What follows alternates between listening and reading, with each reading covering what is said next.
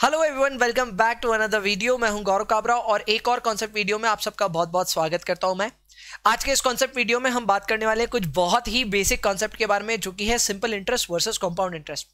आपको सुन करके ऐसा ही लग रहा होगा कि मतलब सिंपल और कंपाउंड इंटरेस्ट में फर्क, ये समझाने की क्या नौबत आ गई, इतने छोटे से कॉन्सेप्ट को डिस्कस करना ही क्यों है। बट हकीकत यह है दैट सीएफए लेवल 1 को कई कैंडिडेट्स करते हैं और उसके बावजूद उनको टाइम वैल्यू ऑफ मनी में इनिशियली थोड़ी सी ट्रबल होती है। सिंपल इंटरेस्ट और कंपाउंड इंटरेस्ट का फर्क क्या है, ये कुछ बच्चों को दिक्कत होती है। उन्हीं सब बच्चों को मदद करने के लिए यहाँ पे सिंपल इंटरेस्ट और कंपाउंड इंटरेस्ट को ढंग से डिस्कस कर रहा हूं मैं। Obviously, these type of concepts are not covered in our video course. Video course में तो देखो एकदम स्ट्रेट अवे हम स्टार्ट करते हैं क्योंकि कंपाउंड इंटरेस्ट पे ही सारी बातें हैं। बट फिर भी आई थॉट कि चलो सिंपल इंटरेस्ट और कंपाउंड इंटरेस्ट को सेपरेटली कुछ कॉन्सेप्ट वीडियोस के थ्रू आपके सामने रख दिया जाए। सो आज का ये कॉन्सेप्ट वीडियो डेडिकेटेड है सिंपल इंटरेस्ट और कंपाउंड इंटरेस्ट के बीच के फर्क को समझने के लिए। लेट्स गेट स्टार्टेड, कोई टाइम वेस्टेज नहीं। आइए सबसे पहले अगर हम स्टार्ट करें तो यहाँ पे देखो एग्जांपल मैं आपके सामने रख रहा हूं। इस एग्जांपल को हम डिस्कस करेंगे। ये एग्जांपल होने वाला है सिंपल इंटरेस्ट का। मैं आपको बताऊंगा सिंपल इंटरेस्ट वर्क कैसे करता है। एक छोटा सा एग्जांपल लेते हैं। इस एग्जांपल में ये आप हैं और आपने मान लो 10,000 रुपए की 10,000 रुपीज की मान लो एक फिक्स डिपॉजिट करी है आज के दिन को हम कहते हैं t इज इक्वल टू 0, यानी आज का दिन, प्रेजेंट डे। मान लेते हैं कि एफडी पे जो आपकी इंटरेस्ट रेट है वो है 10%। Now I first of all want you to calculate कि आपको एक साल में कितना इंटरेस्ट देगी आपकी बैंक। फिर से सुन लीजिए सारी सिचुएशन को। आपने बैंक में जाकर के 10,000 रुपीज की एफडी करी और उस 10,000 की एफडी पे आपको 10% इंटरेस्ट मिलने वाला है ऑन पर एनम बेसिस। एक साल बाद मैं यही पूछ रहा हूं कि ये फंड कितने रुपए का हो जाएगा। आपने ऑलरेडी 10,000 रुपीज इन्वेस्ट किया था, इसमें कितना इंटरेस्ट ऐड होगा और एक नया अमाउंट आपके सामने क्या आ जाएगा। सोचिए, विचारिए। फिर मैं बताता हूं, बहुत ज्यादा आसान है। अगर हम बात करें फंड्स की तो हमारे पास पहले से ही 10,000 रुपीज इन्वेस्टेड थे एंड बिकॉज हमने इसको एक साल बैंक के पास में जमा रखा तो बैंक इस पे 10% करके हमें इंटरेस्ट देगी which is 1,000 rupees on 10,000 rupees. So आपका टोटल फंड वैल्यू हो जाएगा 11,000। बट इंटरेस्टिंगली यहां पे हम इस इंटरेस्ट को इसी फंड में रहने नहीं देते। सिंपल इंटरेस्ट इसी तरह वर्क करता है। So essentially what we are going to do, हम यहां पे इधर 1,000 रुपीज जो हमारा इंटरेस्ट हमको मिला इसे हम एक तरह से विदड्रॉ कर लेंगे अपने अकाउंट से and our account balance will be again confined to 10,000 rupees. यही 10,000 रुपीज माना जाएगा that it was state invested for the second year, और सेकेंड ईयर भी सेम सिचुएशन वापस ड्रॉ होगी। When 10,000 rupees were early on invested, उस पे 1,000 rupees का इंटरेस्ट मिलेगा, लेकिन यही 1,000 रुपीज विदड्रॉ मान लिया जाएगा and again your closing balance will be tallied to 10,000 rupees. ये सिलसिला goes without saying will also happen for third year, और अगर 3 से ज्यादा साल भी आप इन्वेस्ट करोगे तो भी यही होने वाला है। घूम फिर के यहां पे हो क्या रहा है, अब उसको समझना शुरू करते हैं। वेल, सिंपल इंटरेस्ट में सबसे सिंपल बात यह है कि यहां पे इंटरेस्ट कैलकुलेशन करना सिंपल है। आप बस अपना ओपनिंग वैल्यू देखिए जो कि एसेंशियली प्रिंसिपल अमाउंट ही होगा, उसी पे आप अपनी इंटरेस्ट को मल्टीप्लाई करके you can easily calculate your interest amount. But here you are taking an underlying assumption, और वो अजम्पशन ये है कि आप इंटरेस्ट को अक्यूमुलेट होने नहीं दोगे। आपको जैसे ही इंटरेस्ट मिलेगा आप उस इंटरेस्ट को विदड्रॉ कर लोगे। अब अगर मैं पर्सनली बताऊं तो इस तरह की एफडीज मैंने भी कर रखी हैं। There are certain FDs which I have done with my bank, जहां पे मैंने बैंक में इन्वेस्ट किया है सपोजिटली 1 और 2 लाख रुपीस, और बैंक को इंस्ट्रक्ट किया है कि आप हर महीने जो भी इस पे इंटरेस्ट आएगा वो आप मेरे बैंक अकाउंट में वापस जमा कर दें। सो टेक्निकली मेरे फिक्स डिपॉजिट के अकाउंट से निकल करके वो वापस मेरे सेविंग्स अकाउंट में इंटरेस्ट अमाउंट आ जाएगा, प्रिंसिपल नहीं आएगा, सिर्फ इंटरेस्ट अमाउंट आएगा। Now naturally if I do this practice तो कभी भी मेरा इंटरेस्ट उस फंड में अक्यूमुलेट होगा ही नहीं। अगर फंड का वैल्यू चेंज होगा ही नहीं तो जाहिर सी बात है हर साल इंटरेस्ट का अमाउंट सेम होगा। यानी फर्स्ट ईयर जहां आपको 10,000 पे 10% करके 1,000 रुपीज का इंटरेस्ट मिला, सेकेंड ईयर भी ये इंटरेस्ट का अमाउंट सेम है एंड आपको वापस 1,000 का ही इंटरेस्ट मिलेगा। इनफैक्ट थर्ड ईयर भी ये सेम काम ही होगा जहां पे आपको 1,000 का ही इंटरेस्ट मिलेगा। यानी goes without saying simple interest में आप इंटरेस्ट को अक्यूमुलेट नहीं होने दोगे and you are basically going to withdraw all the interest that comes into your account. Simple चीज है, I think it is nicely done. तो ये सिंपल था और आपने यहां पे ये चीज समझ ली है कि यहां पे इंटरेस्ट का अमाउंट भी सेम आने वाला है ईयर ऑन ईयर बेसिस पे। अब आते हैं जरा कंपाउंड इंटरेस्ट के लिए सेम सिचुएशन को वापस इवैल्यूएट करते हैं। अब मान लेते हैं हमने 10,000 रुपीज की एफडी करी अपने बैंक में, एफडी की रेट अभी भी 10% है, हमने आज के दिन ये फिक्स डिपॉजिट किया, लेकिन अब सिंपल इंटरेस्ट की जगह कंपाउंड इंटरेस्ट का हम एग्जांपल डिस्कस करेंगे।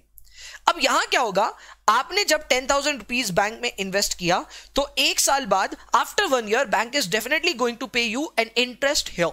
ये interest will be calculated on your opening value, और ओपनिंग वैल्यू है 10,000 रुपीज की, तो इस 10,000 का 10% होता है 1,000 का इंटरेस्ट, तो ये बेसिकली इसमें ऐड होगा. बट इंटरेस्टिंगली यहां पे कोई भी फंड या कोई भी इंटरेस्ट विदड्रॉ नहीं होगा बैंक अकाउंट से या फिर फिक्स डिपॉजिट अकाउंट से. सो ऐसे में आपके फिक्स डिपॉजिट की अब रिवाइज्ड वैल्यू हो जाएगी 11,000 rupees. Now this is interesting, ये रिवाइज होकर के हो गया 11,000 रुपीज. अब इसके अगले साल के लिए ओपनिंग ही यही कंसिडर किया जाएगा. Remember here is no withdrawal of interest. Next year के लिए हमारा ओपनिंग वैल्यू कंसिडर किया जाएगा 11,000 और इस 11,000 पे 10% आपको इंटरेस्ट मिलेगा. जी आप एकदम सही सुन रहे हो, here you are getting interest not just on your principal amount, you are also getting interest on your interest amount. Yes, this is happening and that is why यहां पे आपका इंटरेस्ट अब 1,000 की जगह 1,100 रुपीज का आएगा.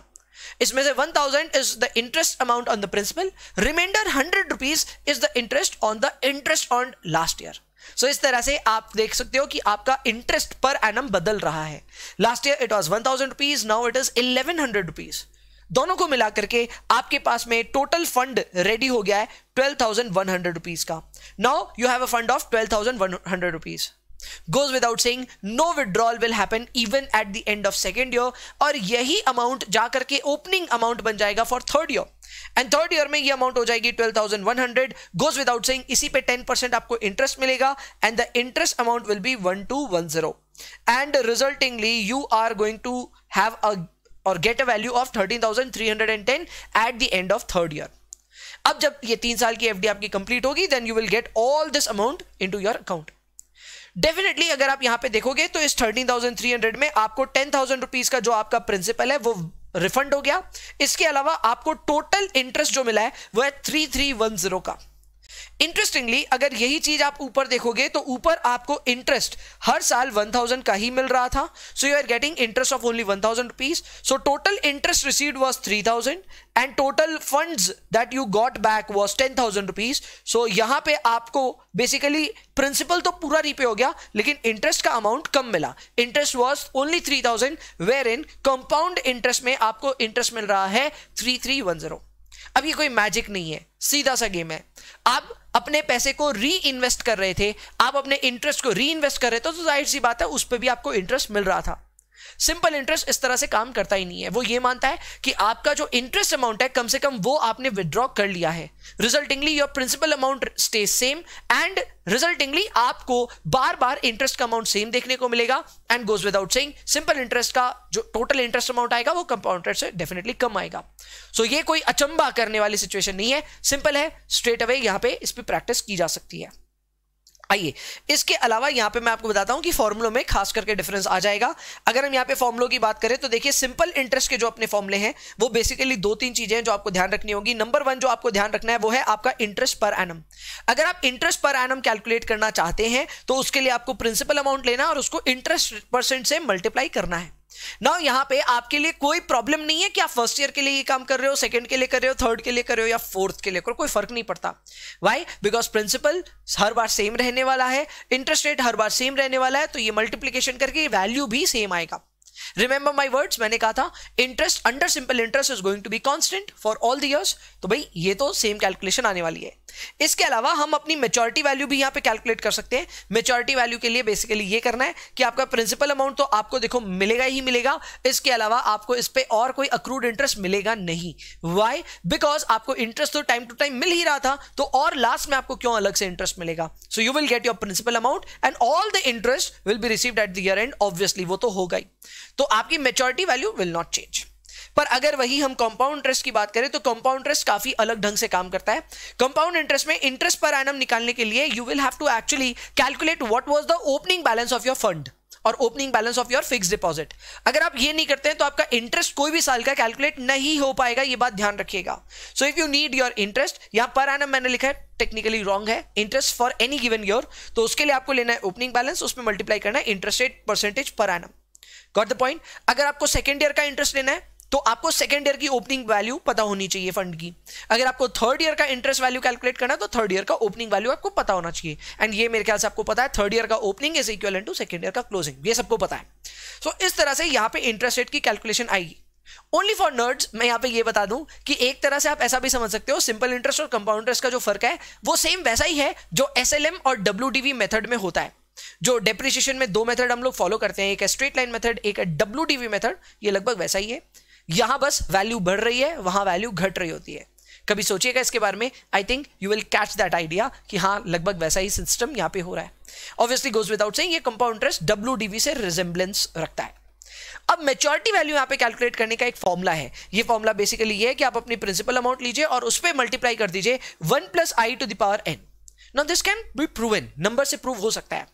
अगर आप कंपाउंड इंटरेस्ट वाला अपना फॉर्मूला या फिर एग्जांपल देखोगे जो मैंने डिस्कस किया था आपके साथ, तो वो कुछ इस तरह से ग्रो हो रहा था दैट फर्स्ट ईयर आपने 10,000 रुपीज इन्वेस्ट किए, वो हो गए 11,000 rupees at the end of first year, and second year पे वो हो गए थे 12,100 rupees. Now if you want to directly calculate these amounts, ये प्लस प्लस नहीं करना है आपको, तो आप इसको फॉर्मूला यूज करके कैलकुलेट कर सकते हो। The formula is principal amount into 1 + i to the power n। So if you are taking your principal 10,000 rupees, interest rate as 10% यानी 0.10, then this will become a factor of 1.10। अगर एक साल के बाद कैलकुलेट करो तो पावर 1 डाल दो, और अगर 2 साल के लिए कैलकुलेट करो तो पावर 2 डाल दो। 3 इयर्स में ऑब्वियसली ये पावर 3 हो जाएगा, एंड उससे भी आपको आपके रिजल्ट्स मिल जाएंगे। So essentially 10,000 into 1.1 is going to match with 11,000, and 10,000 into 1.1 to the power 2 is going to match with 12,100. So this is how we solve compound interest versus simple interest। दोनों में अंतर है। और अब एक हेल्दी टिप और आप जान लो कि आपका कंपाउंड इंटरेस्ट ही है जो जिंदगी भर आप कैलकुलेट करोगे। आप जब सैलरीड एम्प्लॉय हो जाओगे, उसके बाद जब आप इन्वेस्ट भी करोगे, आप दिन रात सिर्फ कंपाउंड इंटरेस्ट की कैलकुलेशन कर रहे होंगे।